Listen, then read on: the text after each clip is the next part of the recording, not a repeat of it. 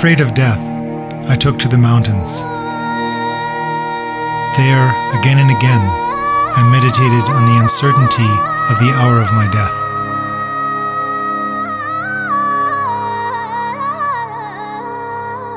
Now, having captured the fortress of the deathless, unending nature of mind, all fear of death is over and done.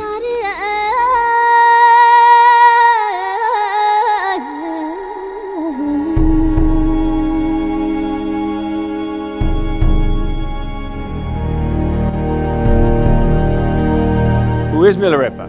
Well, Milarepa in Buddhist, in Tibetan mythology is the first ordinary Tibetan to attain Buddhahood in a single lifetime in the history of Buddhism in Tibet. Unique thing about Milarepa, I think, is usually most of the Tibetan biographies, the lamas, what they did and all of that, always starts very, perfect, if I say so. Like, like they have always been great right from the beginning. And somehow, for the modern people, I think it's quite difficult to identify themselves with this figure. Especially nowadays, we have this problem of condemning oneself, lack of confidence, low self-esteem, all of that. The very first Dharma book I ever read was The Life of Milarepa, and it had been recommended to me.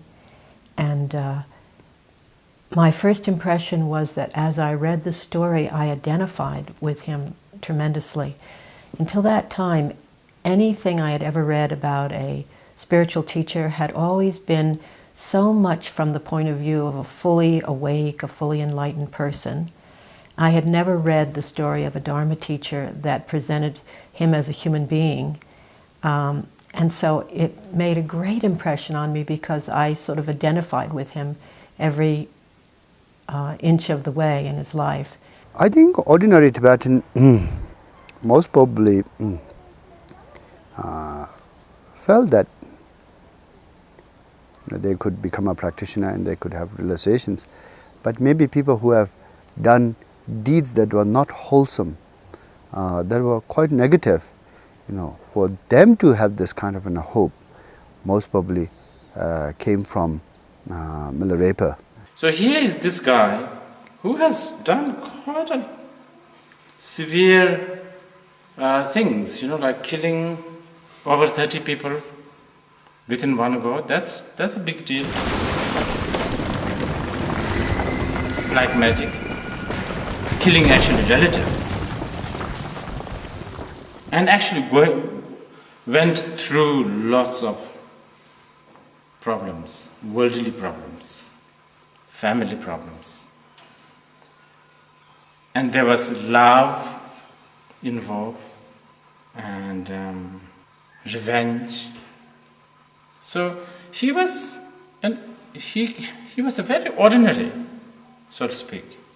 And out of this ordinary person, we now have extraordinary person. Cut. The message of this part of his life?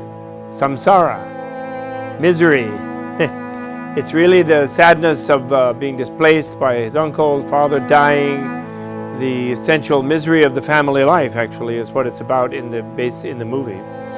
So he escapes from that, and then he gets into sorcery, and he causes tremendous havoc. And actually, that in itself turns out to be terrible, and he repents of. He feels terrible about that. So, for instance, his father dying when he's so young, and that happening so suddenly and out of the blue, that is something that often brings people into a spiritual life, because of the fact that someone that they depended on and loved is suddenly gone, and it causes them, particularly if they're young, to really start asking questions about impermanence and death, and something that they thought would last forever suddenly being gone in a second. And so many people have actually entered a spiritual path from that point of view. But at the point where the relatives turn against him and the people become so mean to his mother and to the children and so harsh.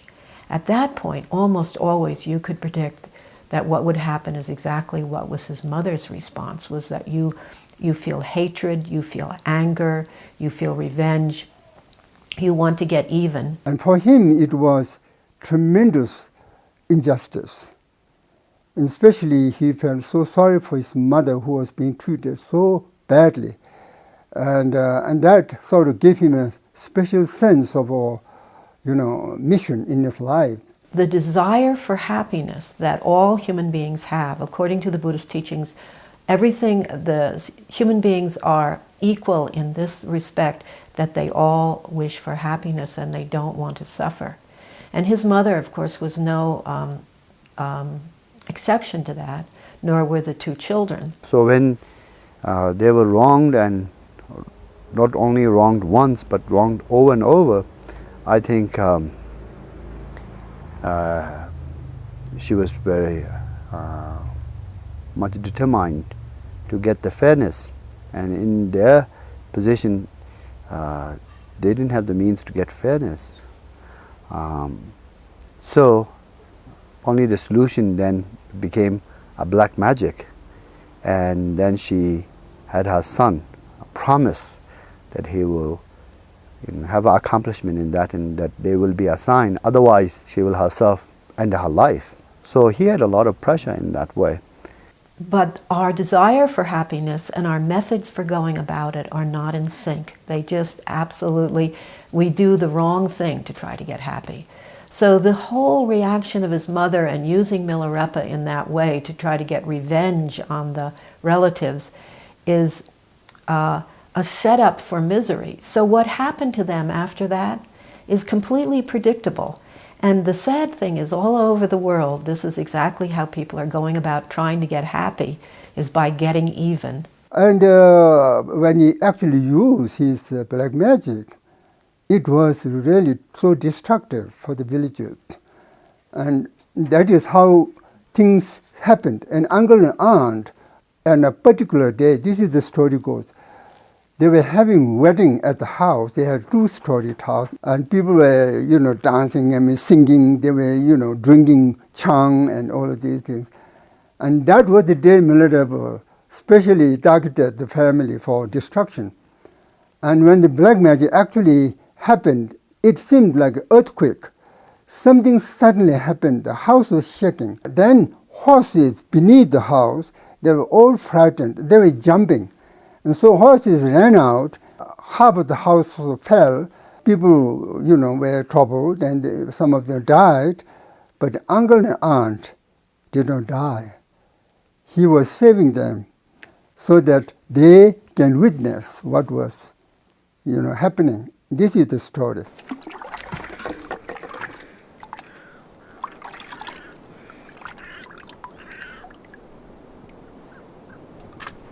고마 저기 가래. 저까지 두고. 저는 거야 두나 상관 없어서. 오늘 지금 가고요. 영화 찍으면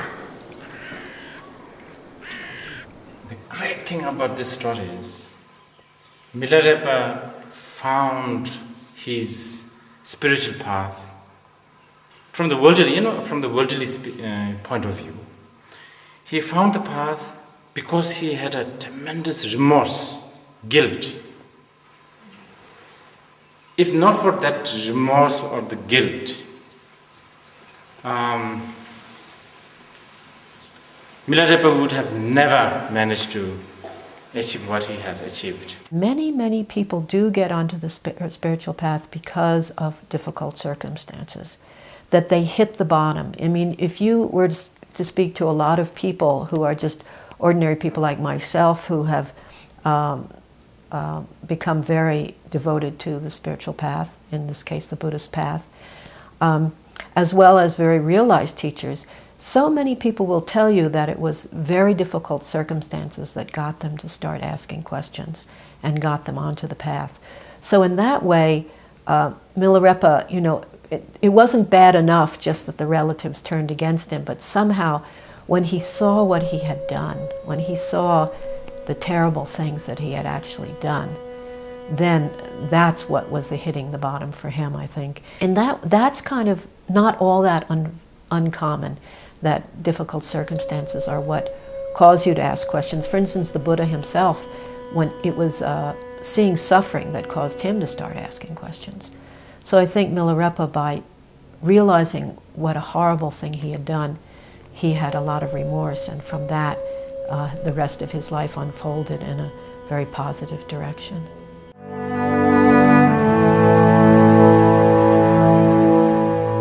He's driven his entire life, actually, as a yogin and as a practitioner, by his fear of hell from the murders that he committed. He killed 35 people, actually. They don't really detail it in the film, but it's sort of a commonly known. He talks later a lot about how I killed 35 people in order to gain revenge, for his disinheritance and for his mother's oppression. And it's pretty heavy duty. So he's scared of hell, actually, and that's what gives him the energy to become such a great yogin and attain such a high stage, because he can't relax at all, He was an example of somebody who had actually committed murder, and that's usually considered sort of unforgivable. But in Buddhist terms, there is actually nothing that's unforgivable. Any karma can be purified, and all the karmic seeds can be burnt up, but it's not that easy. You have to go through a process. He seeks the white dharma, as they would say. Having done the black dharma with the sorcerer, he turns to the white dharma. Now he had to think what to do, and already in his mind, only Dharma can save me. And I need a Lama who will give me Dharma. So that's exactly what he did, and in the part of his later life, right after the film ends, he does go to his teacher, and then his teacher puts him through quite a rugged process of what in Buddhist terms you would call purifying his karma. I think it was like Marpa was waiting for that. He really wanted Milarepa to really felt so down, so depressed, to the point where he wanted to actually sort of jump in the big river. I think that hopelessness, that experience of extreme hopelessness, as long as there is some kind of hopefulness, there was a ace in the Milarepa's sleeve. Maybe not ace, maybe like some other cards, like negotiation sort of tools. And what Marpa wanted was, Marpa didn't want to negotiate. Marpa actually mentioned right at the beginning that the words of the wisdom is so precious. Actually, he told this to Milarepa. You can't bring your guilt here and complain and wail about it and expect that I'll give you the wisdom that I have earned through lots of hardship from his own master. Therefore, he has to work for it. And I think that all this hardship really made Milarepa appreciate the wisdom, beside, of course, all his negative consequences and the actions that he has accumulated in the past have been purified through those hardships.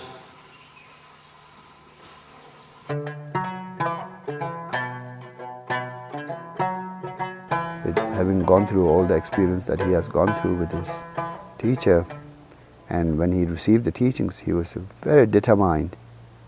He was very determined, put the teachings into practice and be on the cushion. So he had kind of a mind of always, death or accomplishment, and that was who Milarepa was.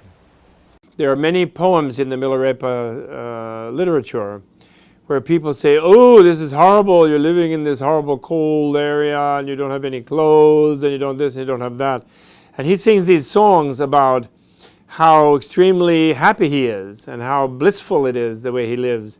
And he doesn't like to wear clothes, and he has this tremendous energy coming out of his central nervous system, this inner heat that he has. And he's in bliss, and even like lions and tigers, he likes them, and demons, he can deal with them. Because they're so much enjoying them, they're so much in love with the universe themselves because of the attainment they have. So it's not like a person who's mortifying themselves and getting off on pain and this type of thing, which is what you think of as asceticism at all. It's someone who doesn't need external stroking and fluffing because they have an inner ecstasy that is is overwhelming. And that's if you understand the Milarepa story, that is what it is. There's a very beautiful story. A ghost, female ghost, came to disturb Milarepa when he was meditating. When Milarepa was trying to overcome her through some, charms and anyway, at the end, the conclusion is that as long as you don't know that your mind is the ghost, not only there's one ghost, female ghost, there is the world is full of ghosts. So there's no point of taming one, innocent ghost. We have to tame the mind. In the end, he attained the final realization, achieving enlightenment in a single lifetime. He also had magical powers, could easily see the future. So with this, he taught many students. He was truly amazing. His story is incredibly unique, and this is why he is so special. But the greatness of achievement was that from a murderer, a person who would murder 35 people, even out of revenge, to becoming a Buddha, who is a person who gives his own life to help millions of other beings, infinite numbers of other beings, and doesn't conquer people and doesn't harm them. That's something very remarkable. That's the remarkableness of the Milarepa achievement. And I think for the Tibetan person who knows about Milarepa, who thinks of themselves as an ordinary person, this shows the horizon of achievement that any Tibetan can have if they only turn their mind to the Dharma in this way. Of course, Milarepa obviously had exceptional ability. And so for Tibetans, that's the very name of Milarepa. So it's like this is the Tibetan Buddha, you see. A simple man, a villager, and with all the difficulties, and throughout his life, he has his own initiative, he has his own ideas, and courage and determination, and then he achieved what he really finally became, a great teacher. Every Tibetan, without any dispute, would accept that he was the greatest practitioner. Even from the most hard-line, conservative theologians, they still respect him as a great practitioner.